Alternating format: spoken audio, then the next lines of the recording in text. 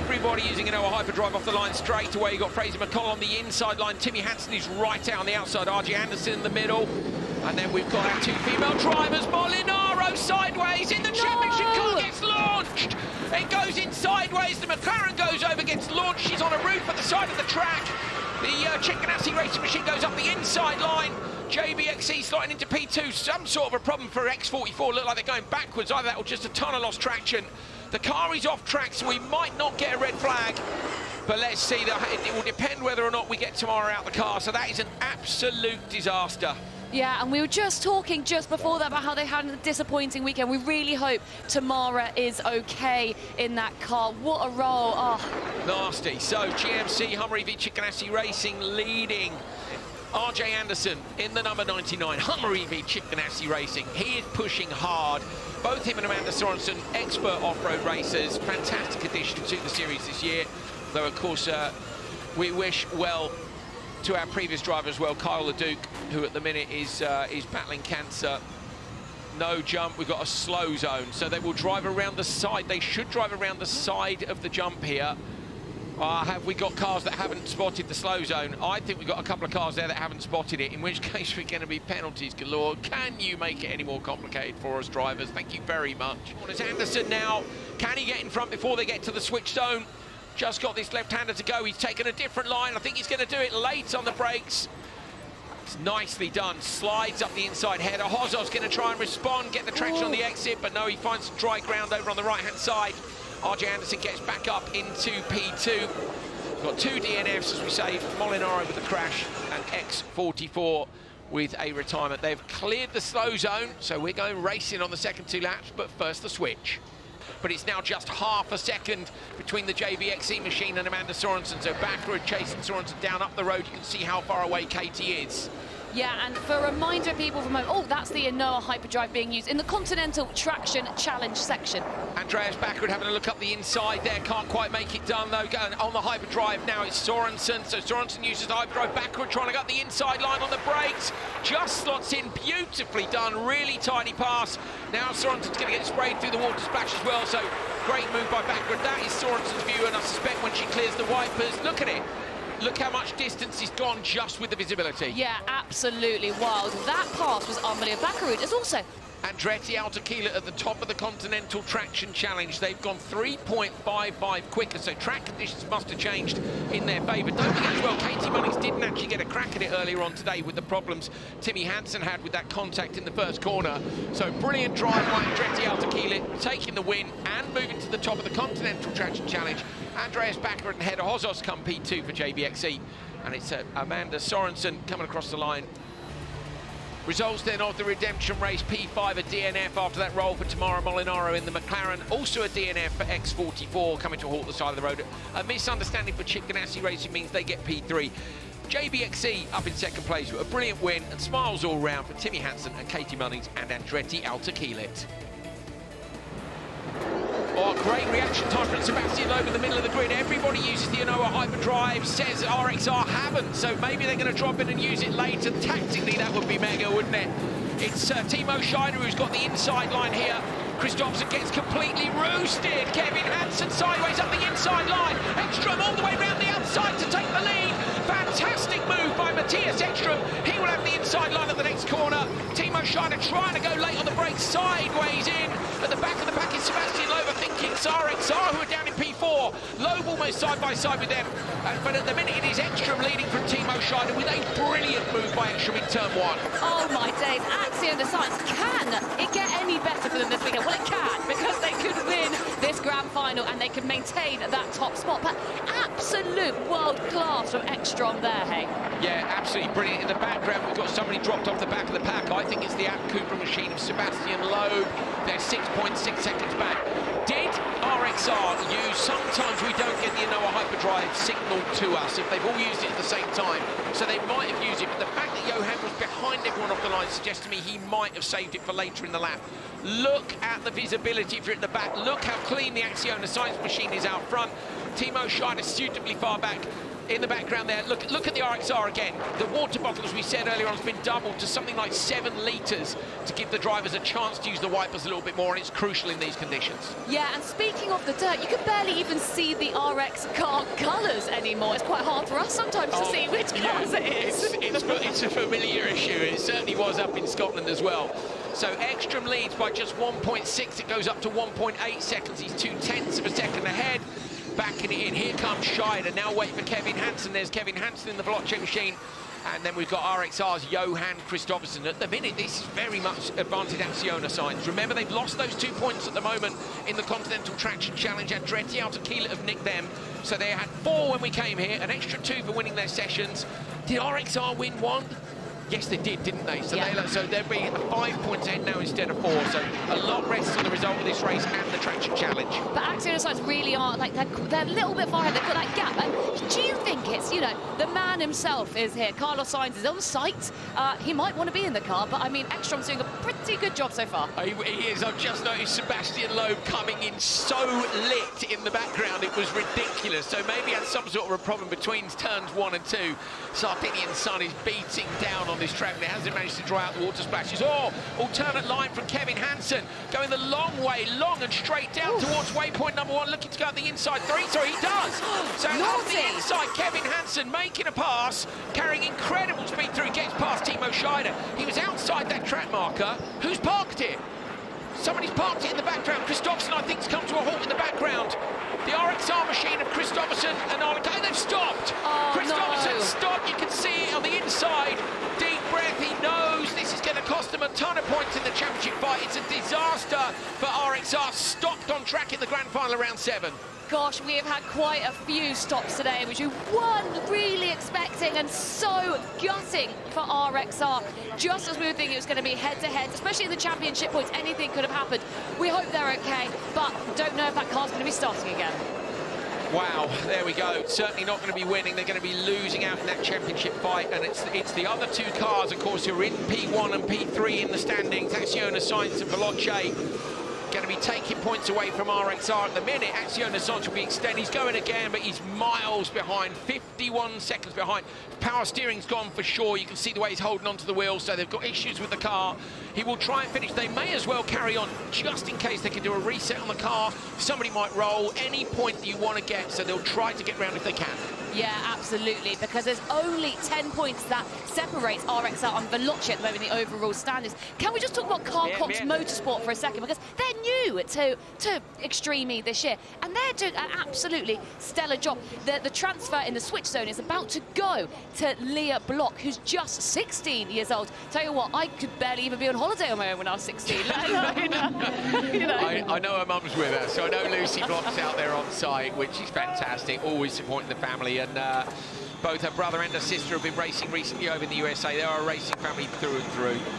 Okay, into the switch zone. Out comes Ekstrom. In goes Laya Sands. This is one of those days where they will be freaking out because it's all gone so well. What's going on here? Struggling to get... Was he struggling to get out? He was struggling to get out. He was pointing. He was shouting at something there. I don't know if he was trying to tell someone to move the wipers or something. There was definitely something going on. He was trying to get a message across. Yeah, you're right. The wipers are stuck. Kevin's trying to free them up. So the wipers are stuck on the Veloce machine. That's a disaster. If they get caught in the mud, they will have to stop. They literally, Kristoffersen rolled in Scotland this year. There you go, on board with the Veloce machine. It looks to me like the right wiper is missing. It is, so the actual blade is missing off the car. You can see the plastic pipe work that you spray directly onto the wiper blade. This is a shocker. So tactically, this is a disaster for them. So Veloce in P2. This could go the way of Carl Cox Motorsport. They chuck a bucket of water over the car as well. Now it's time for girls to put on a show, and they certainly will. Laya Sands heads out. Can Acciona Sainz have pretty much the perfect day? Could they steal the Continental Traction Challenge back in this race? They may be able to do just that. An extra 2 points would be going their way. Carl Cox Motorsport out in front already, so they've got out in front of the Veloce machine in the background, so problems for Veloce. We knew the wipers were broken. Now it's whether Veloce, I think, going to fall into the hands of Loeb and Anderson here as well. Yeah, Loeb and Anderson been a bit quiet so far in this race, but Abt Cupra did win one of the qualifying heats earlier, and so Clara Anderson is absolutely loving driving alongside Seb Loeb in this series, in the season so far. Leah Block absolutely flying down that. You look at the bumpy rhythm section through there. She's got it absolutely lit. She's got Molly Taylor behind her, Taylor the season 1 champion, and Clara Anderson at the back of the pack, who, like Amanda Sorensen, has really impressed me coming into this series. She really has. Comes from a rallycross background. There's the white, but look, the blade on the right is going. This is it. This is the moment at which we find out what they're going to do, whether or not she can see anything. There it comes up. The water's fine. It's the mud. We're losing the pictures just when we wanted to see it. Whereabouts are they in the background? The car's still going. Can she sight the left-hander? Just about, but Anderson's right there. Clara Anderson. Oh, look at the screen. Molly Taylor's got barely any visibility. She's about to go through another muddy section. She can barely see where she's going. Anderson now gets sprayed in the background too. You're on board with Clara Anderson in the 125 at Cooper on the handbrake. Reaches down, rotates the car. She's got to try and find a way past here and take advantage of the fact that Taylor cannot see where she's going. Yeah, I'd like to see what Taylor can see right now. It's quite remarkable that all this racing can actually come down to how good your wipers are. Honestly, that's what she can see. There we go. So she's got just about enough vision, but she's got to go through that splash again on the next lap. Go on, Molly Taylor, get in. Yeah, we're rooting for her, absolutely. It is such a killer if that is what undoes you in this epic racing. But here we are with Leah Block, and she's just absolutely flying. But talk about someone who's flying, and Laia Sands out in the Axio Science car. 6.4 was the gap back to Leah Block. 6.5 is within tenths each time. Laia Sands with that. Look how beautifully clean the Axio Science machine is. Are they going to clean up, though, is the question, isn't it? Very nice, Andrew. Well, let's see if they clean up. I mean, Laia Sands, she is a safe pair of hands, isn't she? She certainly is now. Laia has come on so much in her couple of years in this series. She really has. She is an expert on two wheels. I'd love to see her go at the Explorer Championship. Especially one male, one female rider, she would be handing it out. She's won multiple world championships and trials. She's a weapon, she really is. This is Clara Anderson still behind Molly Taylor. Yeah, such a battle going on there between them and up onto two wheels there. That's the RXR machine. So the RXR machine has come back out. The paddock has carried on. They're a lap down now, but they have continued just in case anybody else retires from the race. Molly Taylor and Anderson still so close together. Is Anderson going to use the hyperdrive? But they all use the hyperdrive in the same section. They're in that traction challenge, trying to get those extra points if they can. Anderson now right on the back. Here we go. This is into the water splash again. Up the inside, Clara Anderson is alongside now. This should get it done. Mud all over the screen. Contact. Neither of them can see each other at that point. Clara Anderson finally gets past. And I think the Veloce machine's damaged. Spin in the background. That's Clara Anderson's gone round. So Clara Anderson's gone round and Molly Taylor won't be able to see her. Absolute carnage going off in the final here. But she didn't get hit in the side there. And we're about to go through another Aqua Grande. And oh my goodness, it is so close. You can barely steer it there. Massive problems. I think Anderson's got a mechanical problem with the car, but in the background, Taylor can't see. She's had to park it. It's gone. Leah Block.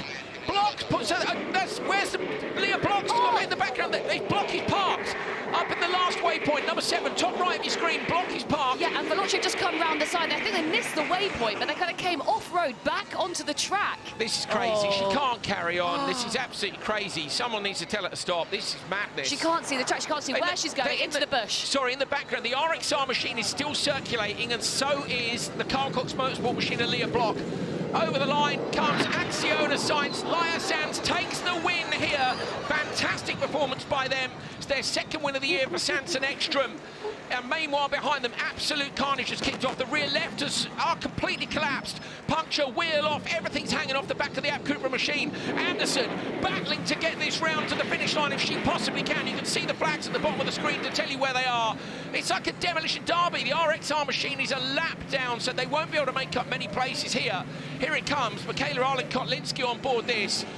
Arch, it's everything, absolutely everything has happened. And then the RXR machine doesn't look too bad. This is crippled. She's going to take it over the jump. This will hurt on the landing because the rear suspension is not in one piece. But Clara Anderson takes it over the line for them to pick up P2. Leah Block, bless her. We didn't see what happened, but parked out somewhere near waypoint 7. The Carl Cox Motorsport machine is at a standstill, and we don't... Molly Taylor is still moving on the map on the bottom right of your screen. Is she going to get round to the finish line? Where's Taylor? She surely can't see out the front of that car. Where's Taylor? We need to see Taylor. Is she at the finish line? And what route is she taking, more to the point? Because she was going very off-road a second ago, and so there it is. So they're still trying. She opens the door to try and see has she crossed the line. Yes, she has. So Taylor's made it over the line because in the background that's the damage from Molinaro's McLaren. So that's how we can ID where she is on the track. Oh my goodness me. Unbelievable. Unbelievable. Anyone who doesn't think electric racing is dramatic or has, you know, some action in it, they clearly have not watched Extreme E, because that final was next level. I'm not going to lie, some of the qualifying races there was a bit like, meh. But that's Arlen Kotlinski has said about the steering. Look how much she's having to wrestle the steering. This has made up for everything that was slightly tamer than usual in Q2 today. Arlen Kotlinski is wrestling this car back round, but I'm trying to think, if she's a lap down, is she ahead now of Leah Block for Carl Cox Motorsport? I don't think she is just yet.